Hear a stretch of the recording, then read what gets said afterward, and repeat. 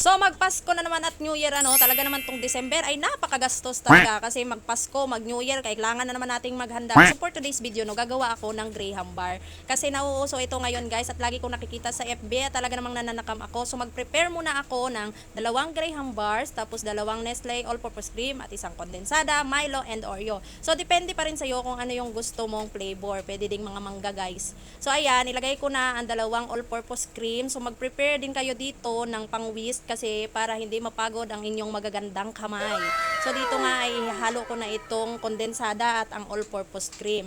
Kasi nga guys, talaga naman tayong mga Pinoy, hindi talaga mawawala ang mga handaan tuwing Pasko. Kailangan tayo mag-celebrate kahit wala na tayong pira, kailangan pa rin talaga ng handa. Kasi nga naman, 'di ba? Isipin mo kapag walang handa ang isang bahay, parang ang lungkot. Naranasan namin 'yan nung mga bata pa kami, no. Minsan wala kaming handa pag Pasko, nabibigyan na lang kami ng mga kapitbahay namin. So dahil ayoko nang maulit yon, kaya maghahanda ako ngayon kahit kaunti, kahit wala ako dahil ganito talaga tayong mga Pinoy. So ayan, sinimulan ko nang bakbakin itong lata ng kondensada dahil isa ito sa nagpapasarap sa Graham bar. So naglagay ako dito ng Milo. Syempre, depende pa rin sa inyo kung ano yung mga gusto nyong ipanghalo at mga flavors na gusto nyo. Kasi sa akin gusto ko talaga chocolate.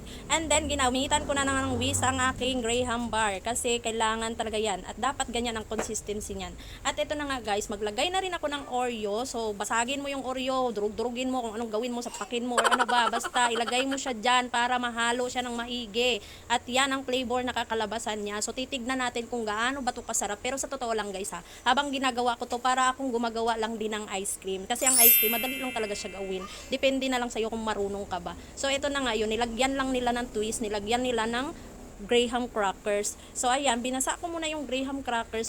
Kailangan mo kasing basain muna guys kasi para dumikit siya at hindi siya magkabasag-basag, magkalasog-lasog na parang puso mong nilasog-lasog. Joke lang.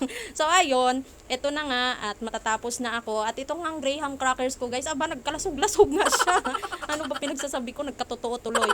At kung nakikita nyo nga sa video, ay gumamit ako ng foil. Wala kasi akong mahanap na parchment paper guys, tsaka medyo pricey yun. Ayoko bilhin yun, charot. So depende pa rin sa inyo kung ano yung mga gagamitin nyo kasi nga mas mahal para sa akin yung parchment paper. So ang ginamit ko dito is foil. Kayo na lang bahala kung ano sa inyo. Buhay nyo naman yan. Uy, kayo na lang bahala. Bakit ba ako yung magdesisyon sa inyo? Nagkwento lang naman ako dito at nagturo sa inyo ng mga ganitong video. Uy, bakit ko nga ba sinishare pa to? So nilagay ko na nga ang mga all-purpose cream at condensed dyan sa ibabaw ng Graham crackers. So ayan, dapat pantayin mo rin siya guys, no? Kasi pag ilalagay mo yung Graham crackers sa ibabaw, kailangan pantay. So ayan, pantay ba yan? Alam ko hindi pantay. Hindi na to perfect, oy. Kasi kami naman ang kakain ito. Kayo bang kakain? So ayun guys, ayan tingnan mo, hindi siya perfect kasi nga nagkalasog-lasog yan guys. Umbot nga no. At ayan na nga, i-prepare ko na at kakainin na namin yan sa New Year. Ay, sa New Year, sa Pasko pala. Medyo advance tayo guys. Sa Pasko yan, abutin ng New Year diyan, abutin oy, bala kayo dyan.